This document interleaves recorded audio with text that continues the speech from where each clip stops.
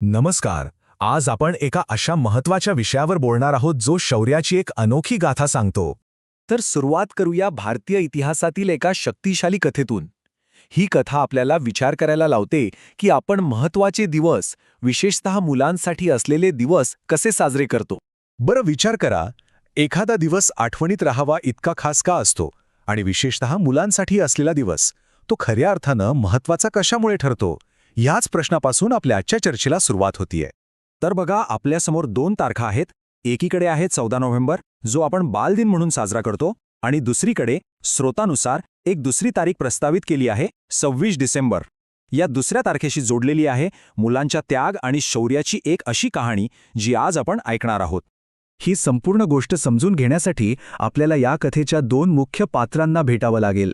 यातील मोठा भाऊ साहेबजादा जोरावर सिंग, वय होता फक्त 9 वर्ष, आणि त्याचा धाकटा भाऊ साहिबजादा फतेह सिंग, तो तर होता अवघ्या 7 वर्षांचा. या दोन्ही मुलांना साहिबजादे असं आदराने म्हटलं जातं. हे होते शिखांचे 10वे गुरु गोबिंद सिंग यांचे पुत्र. आणि याच लहानग्यांवर एक अशी वेळ आली जिथे त्यांना एका अशक्य निवडीला सामोरं जावं लागलं. त्यांच्यासमोर एक प्रस्ताव ठेवण्यात आला. एकतर आपला धर्म सोडा आणि तुम्हाला अमाप संपत्ती, सत्ता, ऐशोआराम मिळेल, किंवा जर नकार दिला तर मृत्यू अटळ आहे. पण ही वेळ त्यांच्यावर आलीच कशी? यामागची ऐतिहासिक पार्श्वभूमी काय आहे? चला ते पाहूया. गोष्ट आहे 1705 सालची. आनंदपूर साहिबच्या किल्ल्यात गुरु गोविंद सिंग आणि मुघल सैन्यात घनघोर लढाई सुरू होती. तेव्हा बादशाह औरंगजेबाने कुराणाची शपथ घेऊन एक पत्र पाठवलं. वचन दिलं की जर गुरूंनी किल्ला सोडला तर त्यांना आणि त्यांच्या सैन्याला सुरक्षित जाऊ दिलं जाईल. खरं तर गुरु गोविंद सिंगांचा बादशाहवर अजिबात विश्वास नव्हता, पण तरीही आणखी रक्तपात टाळण्यासाठी त्यांनी ही गोष्ट मान्य केली. पण जसे की आपण पाहणार आहोत, दिलेलं हे वचन पाळलं गेलं नाही. ज्या क्षणी गुरु गोविंद सिंग आणि त्यांचे अनुयायी किल्ल्याबाहेर पडले, त्याच क्षणी मुघल सैन्याने आपल्याच शपथेचा भंग केला. त्यांनी अचानक हल्ला चढवला. हा एक मोठा विश्वासघात होता. आणि या अचानक झालेल्या हल्ल्यामुळे जो गोंधळ उडाला, त्यात गुरु गोविंद सिंग यांचं कुटुंब अक्षरशः विखुरलं गेलं. गुरु आणि त्यांचे 2 मोठे पुत्र नदी पार करून एका दिशेला गेले, तर त्यांचे 2 लहान पुत्र जोरावर आणि फतेह हे त्यांच्या आजी माता गुजरी यांच्यासोबत दुसऱ्या बाजूला भटकले.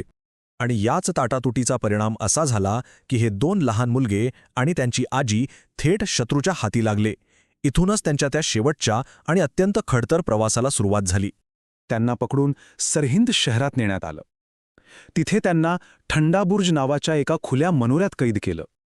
विचार करा, डिसेंबरची कडाक्याची थंडी आणि 3 दिवस उघड्यावर. त्यांना वारंवार नवाब वजीर खानसमोर आणलं गेलं. धर्मांतर करण्यासाठी संपत्तीचं, सत्तेचं आमिष दाखवलं गेलं. पण प्रत्येक वेळी त्या दोन्ही लहान मुलांनी ठामपणे नकार दिला. त्यांचा निश्चय अजिबात डगमगला नाही. त्यांनी स्पष्टपणे सांगितलं, जान दे देंगे, स्वाभिमान नहीं देंगे. म्हणजे आम्ही आमचे प्राण देऊ, पण आमचा स्वाभिमान, आमचा धर्म सोडणार नाही. केवढा हा दृढ निश्चय! आणि मग 26 डिसेंबर 1705 रोजी त्या मुलांच्या या धैर्याने आणि न झुकण्याने संतापलेल्या नवाबने ती क्रूर शिक्षा सुनावली. दोन्ही भावांना भिंतीमध्ये जिवंत चिणून मारण्याचा आदेश दिला गेला.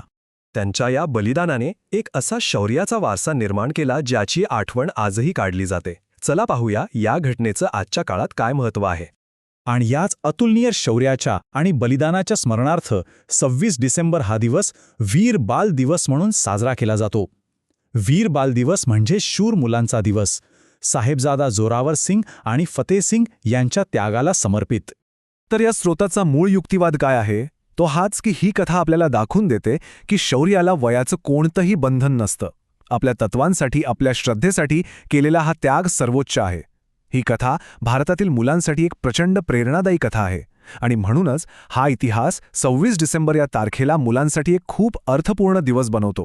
आणि ही संपूर्ण गाथा आपल्यासमोर एक महत्त्वाचा प्रश्न उभा करते की एखाद्या राष्ट्राच्या इतिहासाने तिथल्या भविष्याला, येणाऱ्या पिढ्यांना नेमकी कशी प्रेरणा द्यायला हवी.